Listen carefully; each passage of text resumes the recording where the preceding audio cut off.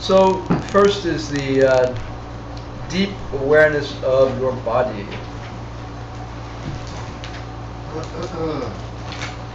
How do you feel about this guy? I like it. All right, please say Cha-Chen, Ludan, Cha-She, Yenlak, Rangxing, Mepar, Tenla, Apa. Okay, Cha-Shen means the whole as opposed to the parts, the sum total.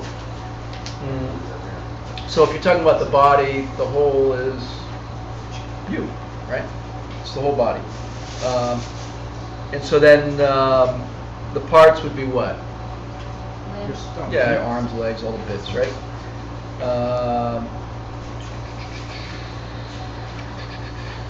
Yenlak, the components. Yenlak means components, is translated as, it's all the other bits, you know, it's the wrinkles on your face, your hairs, all the other little teeth, all the other little bits. Rangxing means self-nature. Mepar means they don't have any self-nature. So it's saying that the parts and the whole don't have any self-nature, right? I mean, do you have a head? Does your head have the nature of being a head? Do you have a head? I have a head. Yeah, it's got the nature of being a head, right? Teresa has a head. You do have a head. So, but it's not a head from its own side, right? I mean, so you have to make the distinction. You do, I mean, it's fine, it's normal, it's there, it functions, but it's just not from its own side. You know, if you didn't have the karma to see a head, you wouldn't. You know, if you were a little bug, you know, you'd see this great forest. If you're a little whatever that goes in your hair, you'd see this great forest of things that you have to walk through to get your food, you know? So it's not a head from its own side. Okay, where are we? Tenla Apa is you decide. So, you know, I would rather project this as some kind of holy being glowing in light, right? Eternally blissful body and mind. So this line says, you decide that the whole body and its parts and components have no self-nature from their own side. So we examined that, right? We talked about it last week, so we don't need to go into it. The atoms, all the rest, right? Atoms don't have any nature of their own, right? Do atoms make up the world? Nominally, right? Not from their own side. Does science work for human happiness? Not much. I mean, you know, we have a lot more stuff. I mean, people probably used to kill each other with clubs and rocks and bows and arrows, right? Now we have more effective ways to kill each other. Are people now happier than people were 500 years ago or 200 years ago or 1,000 years ago? Probably not. Maybe they are. But, you know, back then they had their own set of problems. You know, your teeth would rot and fall out. You know, I mean, look, you go back and you dig up Indian heads, it wasn't because they were all in love fests, you know. It's because they were using them on each other. You know? So, it's not that there were good old days where everybody was happy. You know, I mean, I remember he used to say, like, we have nowadays, your average person has a better standard of living than a king had in the old days. You know, you'd have the official nitpicker, they'd pick the bugs out of your hair if you're the king, you know, yada, yada, yada. So, you know, it's much of a muchness. The point being that science has not created a world of happy human beings. The point being that modern progress has brought a lot of change and a lot of convenience and comfort, but people are still killing each other, people are still unhappy, and the worldview that we're living with the scientific worldview, while it contributes many things, it's not brought us a happy planet. And as a worldview to bring human happiness, it doesn't really work. It's you know, it's a more sophisticated version of the same suffering. You know, you can have a car, you can have a computer, you can fly in a plane, you can have air conditioning, but you know, the human mind is still basically going through the same issues. All right. Okay, second one. Please say Denalu, Milam, Tabula, Chakpa, Mirikpa. Dena means therefore. Lu again is the body.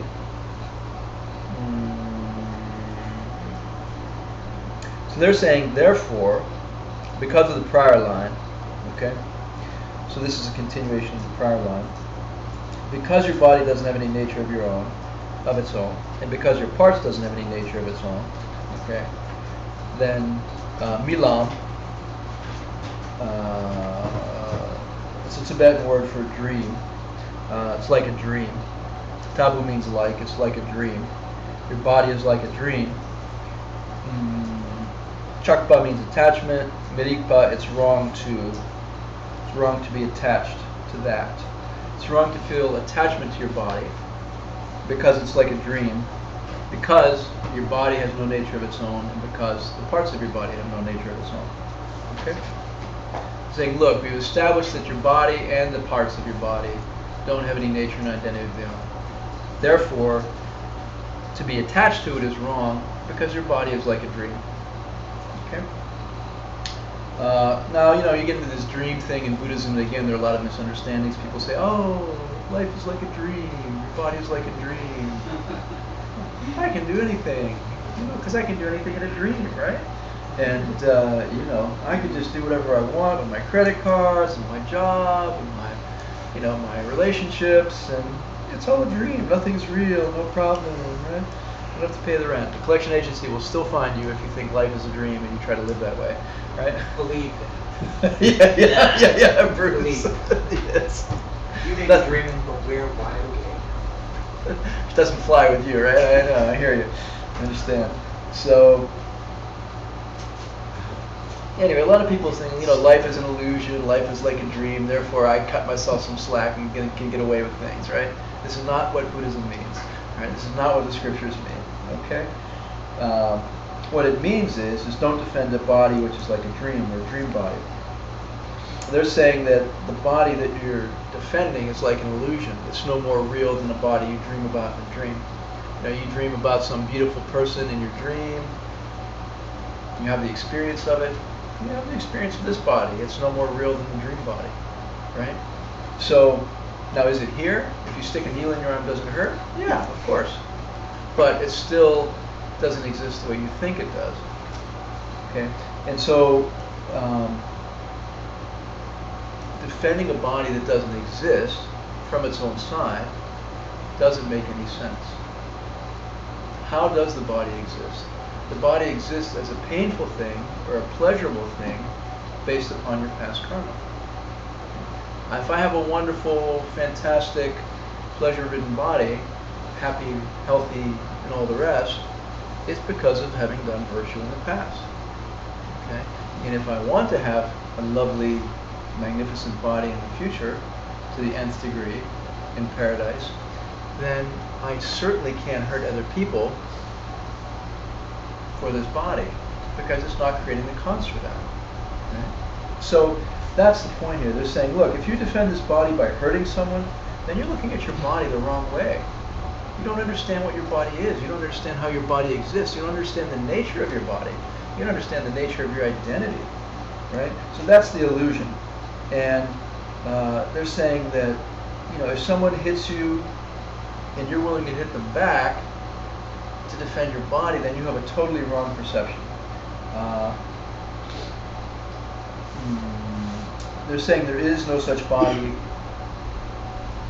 the way you normally think of it, and it's not worth protecting in the way you normally think of it and protect it. Okay? And why? Why would this body be? If this body were being hit now or being hurt now, why? Why would that be happening? Because you did it to somebody in the past. And if you do it again to somebody right now, you're going to have it happen to you again in the future. So understanding how the body exists and what the nature of experience is essential to not perpetuating your suffering. So for countless years, we've been protecting someone who's not there from their own side. We've been protecting an idea, we've been protecting some ideation, some concept, right? So, I have to change that way of thinking. No other viewpoint works. Imagine what the world would be like if everyone had the view that said, what I do today is what's going to happen to me in the future, and therefore I have to treat everyone the way I want to be treated. I mean, it's what Christ said, right? You know, treat others as you wish to be treated, something like that. And imagine what the world would be like if that in fact was the worldview that everyone lived by, right? It would change civilization. So that's the point here, is if you're hurting your body, if you're hurting someone to protect your body, then you don't know what your body really is. Looking at something that's a dream and has no more existence than a character in your dream is ignorance, right? Doesn't mean you can leave your wallet at home and say life's a dream and I don't want to pay for my lunch. You know, things do function. Right? Okay. And so please say Degangsak, Kyang, Rangshing Mepar, and Drupar. So De is by that. Gangsak means you, think of yourself. I mean, Bruce or Jeremy or whomever, it means you personally. Kyang means also. Rangshing Mepar means doesn't have any self-nature. Drupa means that proves. Okay? So it says, basically it says steps 1 and 2 prove that I don't have any self-nature either. So I'm not self-existent. You know, John is not self-existent, or Jeremy is not self-existent from my own side, right? I mean, am I John? Yeah, of course. Am I here? Yes, of course. Do I function? Yes, of course. You know, if I go get hit by a bus, will it hurt and will I see myself dying? Yes, of course. None of those things exist inherently from their own side. They're all perceptual events. And they're all forced upon me by the ripening of my past karma. That's just picking. Okay? So, why is this important? Because if we prove that the body is empty, the parts and the whole and the identity are empty of self-existence, then you can become a holy being. If you're not self-existent, you can become an angel and a holy being, a Buddha, a paradisical being, whatever you want to call it, right? So if you can prove that about your body, then you can understand that you can become enlightened, and it's proof that you can become a different kind of being than you perceive yourself right now. So it's very important to really get that. So then he gets into the deep awareness of feelings, and this is really the main thrust of the class in the last 19 minutes. See what we can do. So, and that, you know, so don't misunderstand the idea of you should let people. Don't think that it's wrong to defend yourself, right? I exist as John. I have a body which I perceive and which I conceive. It's here. I should take good care of it. I shouldn't let people hurt it, and I shouldn't let people hurt other people, right?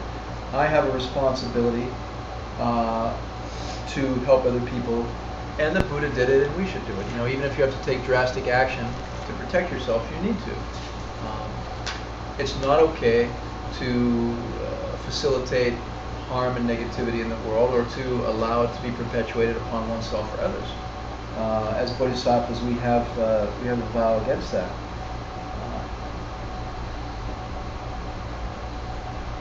You have to, even if you have to forcefully stop people from harming your body or other people's bodies, you have to do that.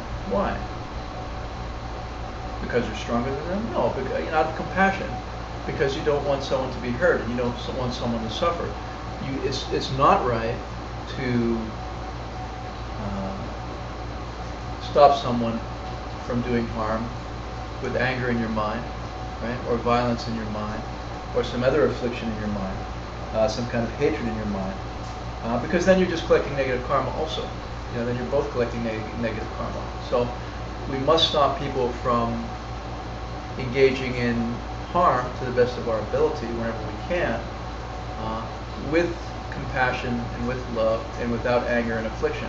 And if you do it that way, you do not collect negative karma. You know, if you have to wrestle someone to the ground, stop them from hurting someone, you know, fine. And so the scriptures are very clear in saying, look, don't shoot them in the knee. You know, say, don't shoot them in the knee. But it says, you know, think of it as if, what would you do if someone you love very dearly, you know, had a moment of temporary insanity and was going crazy? You know, how would you stop them? You know, you wouldn't, you know, break their kneecaps. You'd do it in some kind of thoughtful, compassionate, loving, kind way. Is the way in which you would stop them. Okay. Chris, did you have a question? Yeah, it's a little personal, I'm sure a lot of people have thought about this, and it's with meat eating. I thought about that a lot. But Meat eating meat eating. over last couple of years, I haven't stopped thinking about it every time I eat. And what place I've just leveled it, it's like it's awful what I perceive the process of where the meat comes from, a lot of suffering involved. There's another part of me that feels like I need it for my health at sometimes, or to crave. And the example, I haven't gotten a clear example on what a solid answer is. I know it's different for different people, and the Dalai Lama used to be because his doctor said so he's promoting his health. But it's come down a bit confusing. I forgot the solid. Well, I mean, I give you. Look at what that process is. I can give you my opinion. You can take it or leave it. I mean, we're in a broken, suffering world where there are no ideal solutions, right? So there are many beings to think about, including oneself, animals and insects and all the rest. So regardless, and from my perspective, regardless of what one eats, there's death wrapped up in it. Even if you're eating organic food, there are plenty of insects dying in organic agriculture. Billions of insects dying in organic agriculture. They just use a big vacuum on the tractors to hoover them up and smash them instead of pesticides.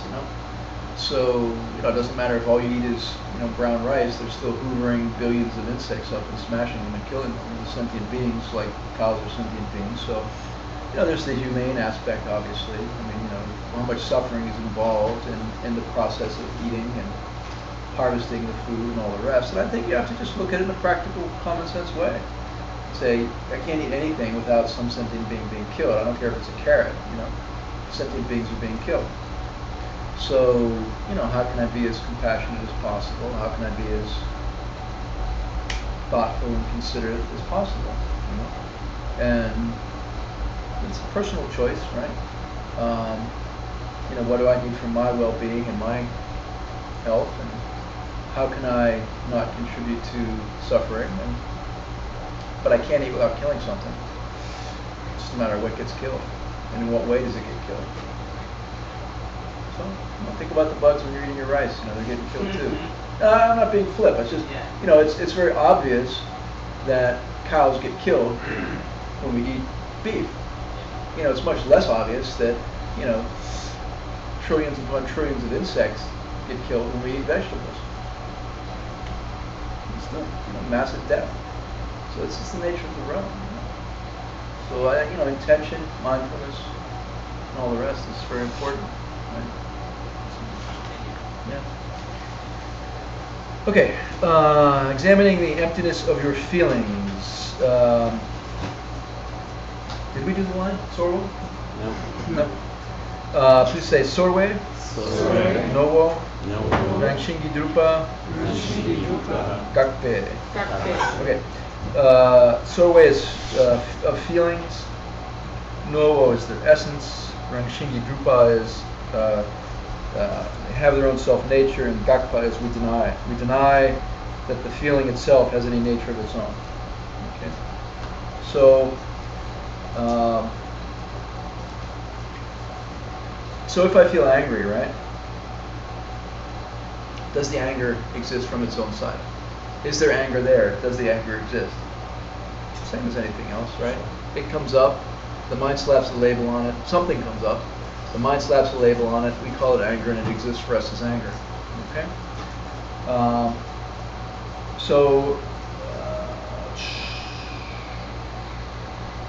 This is the first step. Master Shantideva gives two examples to clarify what he's talking about here with feelings. He says, let's just take pleasure and pain.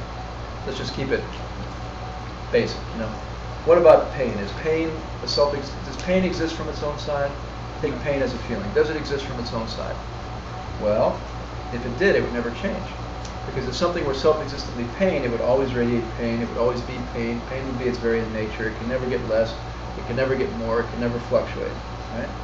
So it would be like if pain was associated with, I don't know what. I mean, he says, I'll give you his example. I won't make something up. He says, if somebody's screaming at you, right? It would never begin and it would never end. It would never change. As long, or if you were, he doesn't give an example. Oh well. But take the example of you get a cut or something. It starts and then it ends, right? So The whole S&M industry pain is. That's not in Master Shantideva, Chris. I'm sorry, he didn't do bondage and S&M. I mean, it's like, but it's true. It's pain, pleasure. It's pleasure, pain. It's being whipped good. It's being whipped bad. I'm not going there. All right? And I don't want your opinion either. Okay. But can we go to anger specifically? Well, let me go No. through his, and then I'll Okay. come back. All right. So let's do pain and pleasure. So pain hurts because your mind makes it hurt. It's a concept, right? Pain is a projection. Pain is a concept. Doesn't have any nature of its own. Karma makes you see something as painful, hurting or not. It doesn't have the nature of hurting. Until your karma forces you to see something as hurting, it doesn't. Otherwise, if pain existed from its own side, you couldn't get relief by taking, a Tylenol, right? You couldn't make the pain go away by taking a pill if pain were there from its own side. So, all right, Mr. Karma creates the pain. So that's Master Shantideva's discussion of pain, all right? And then he talks about pleasure. He says, look, if something had pleasure from its own side, if pleasure existed from its own side, let's say pleasure was, resident in this cookie, right? Then, I eat the cookie, you get that quantity of pleasure, right? But take somebody.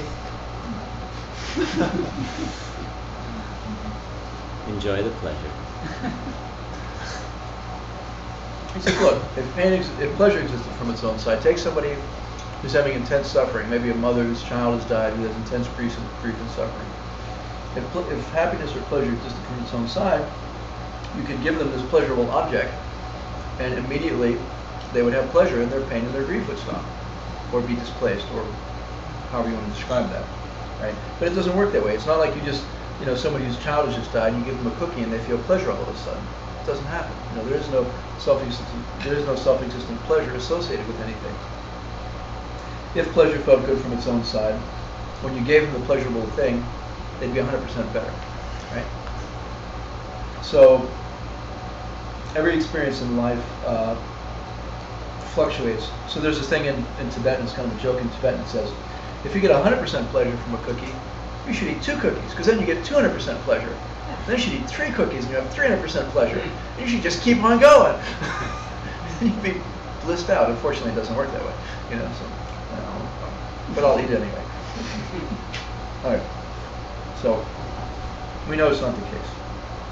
So please say. Well, John, Yeah. can Oh, I anger, go- sorry.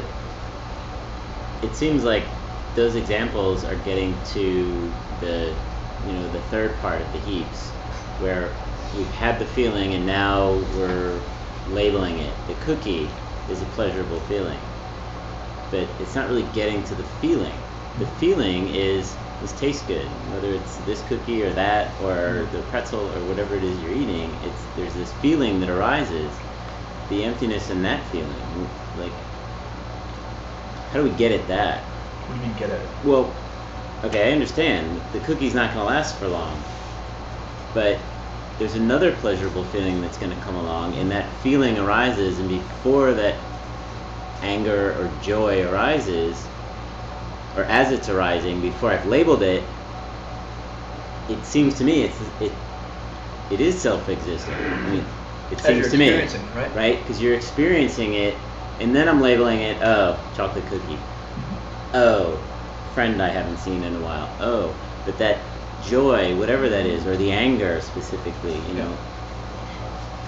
someone makes me angry, they make me angry. If an event makes me angry, it makes me angry. So if I understand you, your point is when it comes up, it's real and it's valid and it feels true and it feels self-existent.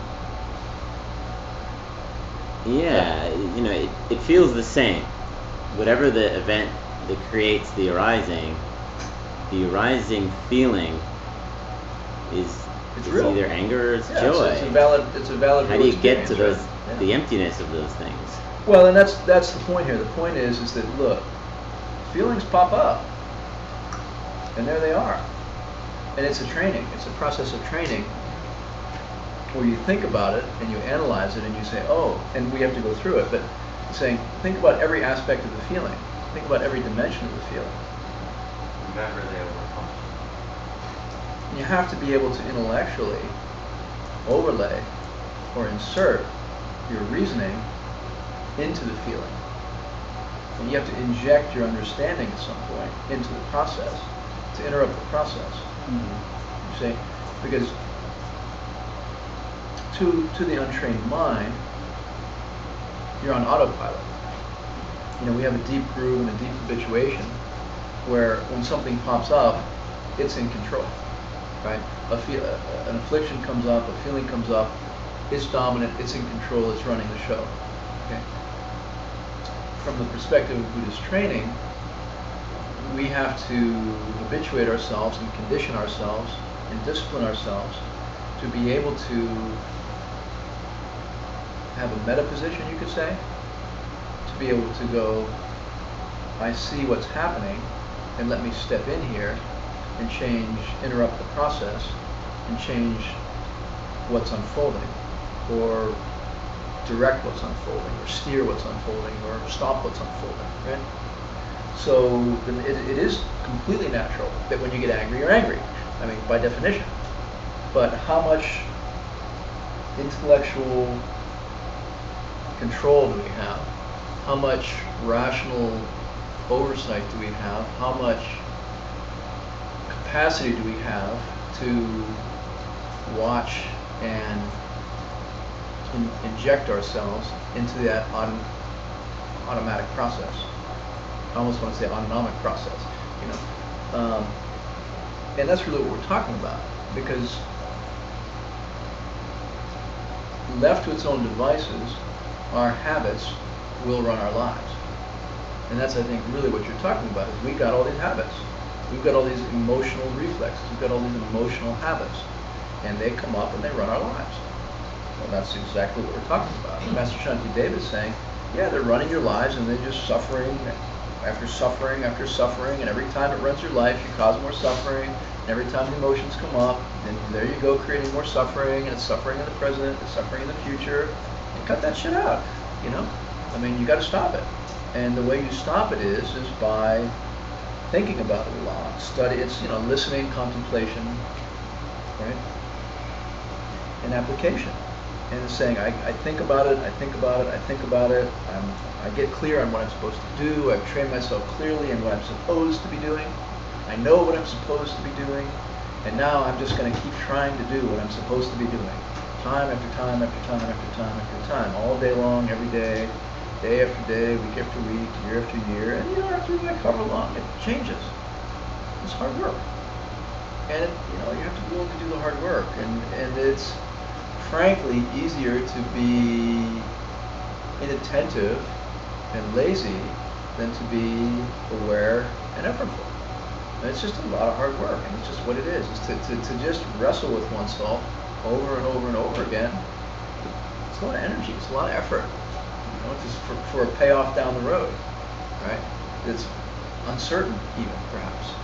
The mitigating factor for, say, eating a million cookies would be different than the mitigating factor for lust, or the mitigating factor for anger.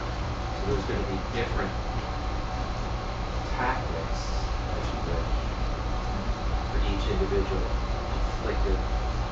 Yeah, different antidotes or points of intercession or whatever it might be, but it's the same plan of attack every time. I've got an affliction, whatever it is, anger or whatever. I got to jump in here and intercede. Whatever the skillful means is for each person is different, and it's hard. You know, it's just hard to say. All right, I mean, I'm going to count my breath. I'm going to walk away. I mean, you know, you can start wherever you start. You know, I'm going to come back tomorrow. I'm going to go sit on the cushion. I'm going to visualize scenarios before it happens so that I'm ready whenever it does happen. You know, and it's like I'm going to learn to express myself differently. I'm going to change my wording. I'm going to change my phraseology. I'm going to stop saying you did this. I'm going to say I feel this way, or I see it that way, or I perceive it this way. I mean, there's countless things to do around cueing oneself to relate differently, you know, and it all adds up into kind of a cumulative effect. I mean, even just changing one's own language just to stop making it other people's responsibility. It's very Buddhist to say, I feel this way, I see it this way, this is my perception, as opposed to, you stupid prick, you did this, you know, right? Right? I mean, one is obviously not correct Buddhist view, you know, right? And so, you know, for one to express oneself accurately and appropriately from a Buddhist perspective would be to say, this is my perception, this is how I'm experiencing it, this is how I, you know, see the whole thing, and this is how it is for me, you know? And it's a very different way of relating and being in the world, so it just goes on and on and on, you know? I don't know if that helps. Yeah. It does. Okay. Thank you. Yeah. Okay. Please say Degyu, Degyu, Rangshingi Drupa, Shiva, Gakpa. Dakpa, Degyu is the cause of the feeling. Rangshigi Drupar is having their own self-nature, and Gakpa is we deny. So we deny that the cause of your feelings have any self-nature of their own. Okay? So, you know, there's the feeling itself and there's the cause of the feeling. What's the cause of the feeling? The jerk that's pissing you off. You know, right? Does the jerk that's pissing you off have any nature of their own? That'd be the cause of the feeling, right? No, we've already been through that, right? We already talked about that. Right? Okay. All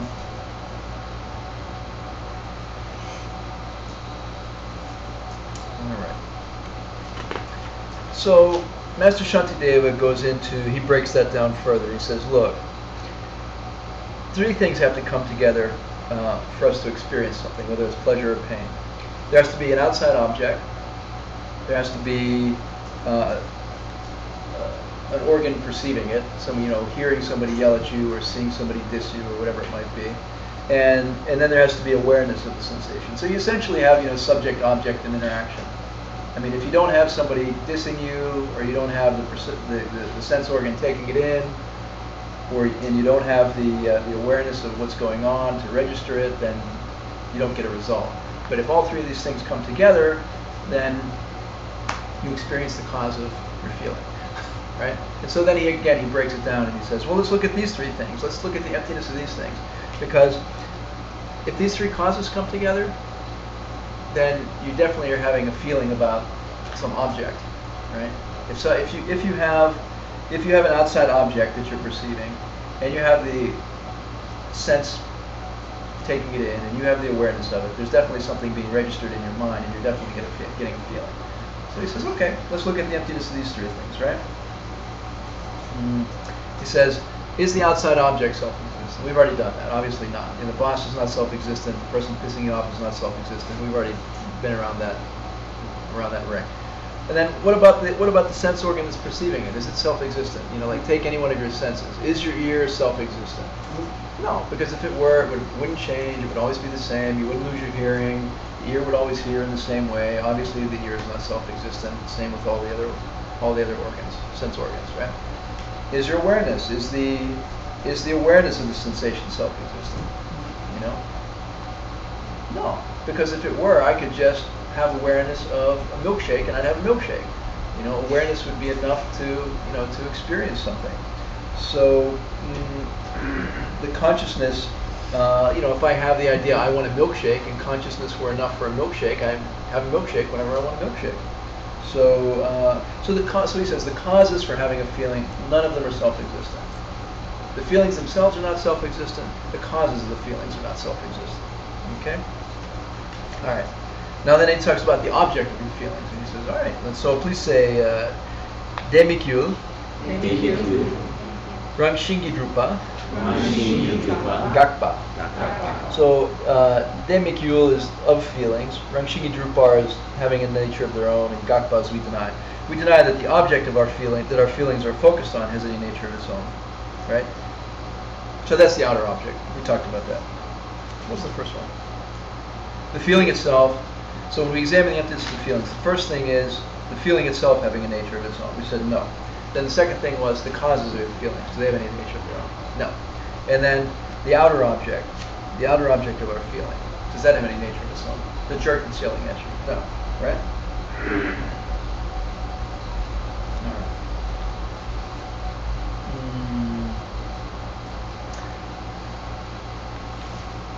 So, finally, the fourth one, please say De Yul Chen, Rang Shingi Drupa, Gakpa. De is of feeling, Yul Chen is the subject, Rang Shingi Drupa is self-nature, Gakpa is we deny. We deny that the mind that has the feeling has any nature of its own, meaning the subject, meaning me, like I. Like, how is it that I'm here being dissed? How is it that I'm here being antagonized? You know, where did that come from? How is it that I got in that situation where I'm being yelled at and I'm being mistreated, right? Where did that come from, right? My past karma. I mean, you know, did the Big Bang put me in that spot at that time so that I was being yelled at in that way? I mean, from a Buddhist perspective, no, it's past karma, right? So,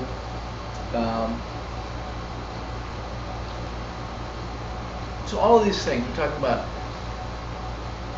where is the feeling coming from? Where is the sense that's perceiving the feeling coming from? Right? Where is the idea coming from? Where did my mind come from? Where did my ability to see them piss me off come from? You know, where did all this stuff come from? I mean, that's really the whole point, right? So you can take all this and you say, look, every aspect of every facet of where all this came from. Every single facet is empty of self-existence. None of it exists from its own side. All of it came from past karma. That's the whole point of all this. So can I stop somebody from dissing me in the present moment? No. But by not reacting badly in the present, I can stop someone from dissing me in the future. Right? So when someone's dissing me right now, by being patient and not getting angry at them, I can eliminate an angry person from my future, or multiple angry people from my future. Master Shantideva says, kiss them goodbye. You know, every time you don't get angry, every time you don't react to a mental affliction, you've just cleaned up your future. You know, you've just improved your future reality and your future world, right? And eventually you won't have to meet jerks anymore in your world. Eventually you won't have these people in your world anymore. And if you keep reacting negatively, you're just going to keep running into creepy jerks, you know, for infinite time. And which would you prefer, right? So, you know, you can't stop people from dissing you in the present moment because the karma has been collected in the past. But when they diss you, you can act appropriately so that you don't collect the karma to have these undesirable people in your life. And that's what's called creating a Buddha field. That's how you create a Buddha field. You create a Buddha field by practicing the 6 perfections, not getting angry, being virtuous every time you meet a schmuck, and you clean up your world and you create a Buddha field slowly, consistently. People get better and better until everyone is holy and everyone is enlightened. And that's how it works, right? Okay. Let's see.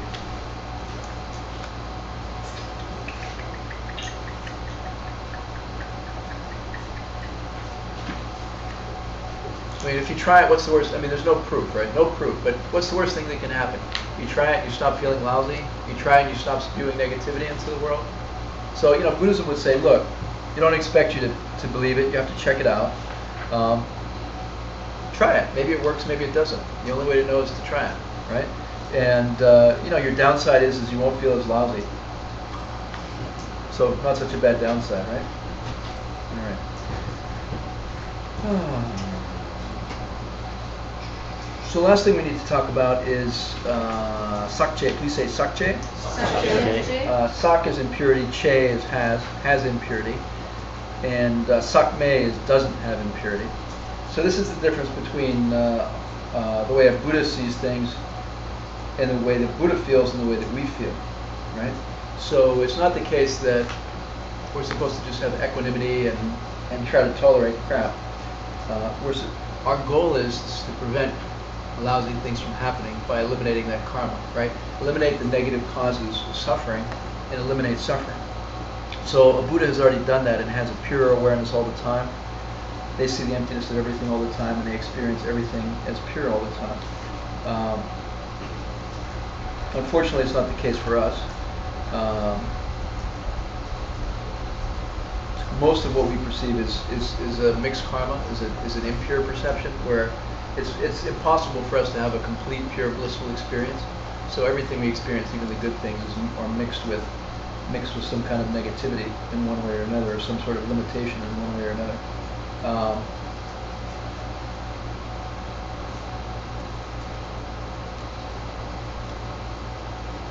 So I think, in the end, in the final analysis, the point here is that when feelings arise, say we have anger or whatever affliction, even if we don't punch someone or scream at someone, even if we have anger in our mind or whatever affliction in our mind, it's very powerful karma. And, movement of the mind is raw karma, very powerful karma. And so we have to be able to intercede at that level. People will annoy us every day or piss us off every day, and we're collecting this mental karma every day. And we have to be able to jump in there and intercede and stop it. And so Master Shantideva's point is look, you've got to get real familiar with the emptiness of your feelings. You've got to get familiar with the emptiness of the guy out there. You've got to get familiar with the emptiness of your eye, of your ear, of your body, of your mind, of the interaction. Every single facet, every single dimension of the interaction, you have to be very comfortable with the emptiness of it, and you have to be able to think of the emptiness of it so that you can jump in there with lightning fast reflexes and catch yourself as soon as you start to go bad, basically. As soon as impure feelings start to come up, they would cause you to collect negative karma, hate a person in your mind, want to harm them, want to lash out. You have to be able to jump in. And it's much more difficult, much more subtle to be able to catch it at a mental level, to catch ourselves and stop the bad thought as it's arising. And that's what mind training is maybe we have to start by apologizing after we scream at the person, and eventually we don't scream anymore. And, and we only get angry mentally, and then we've got to start to train ourselves to deal with our mental anger, and then we cut our mental anger off halfway through the rant in our head, and then we catch ourselves at the beginning of the rant, and then we catch ourselves as the rant is about to start, and then we catch ourselves as we start to feel something before we even start to think the thought, and then we start to catch ourselves at the first inclination of something coming up. And so, it's this, the mind training is a process of shortening our response time, essentially, Thomas. And it's the process of how fast, can I train myself so that I have a very short, very fast response time?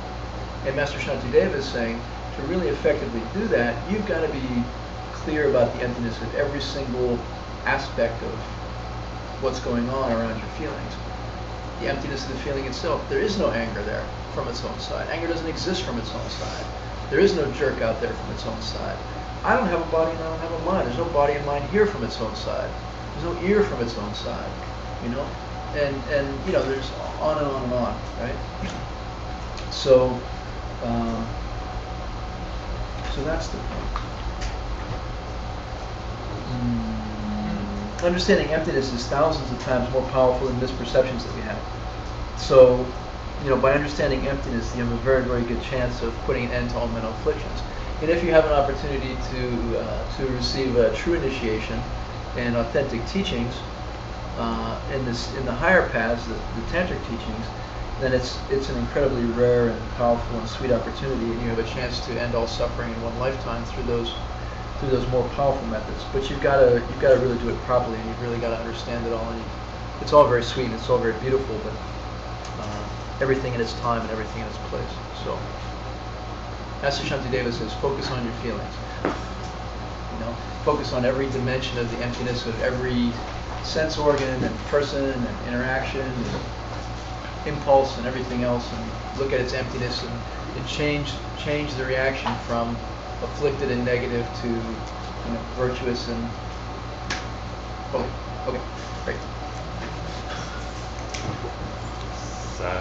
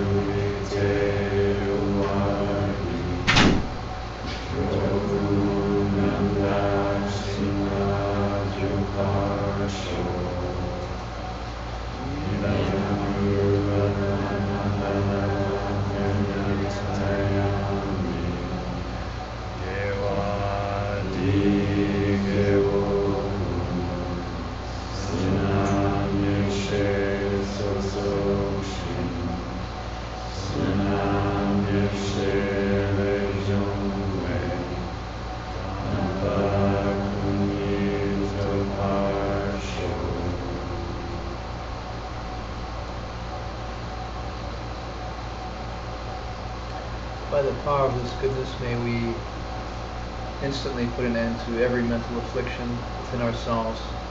May we quickly in this very life attain the end of every suffering and complete enlightenment, benefiting every suffering being. May all suffering come to an end quickly through our efforts and intentions and practice.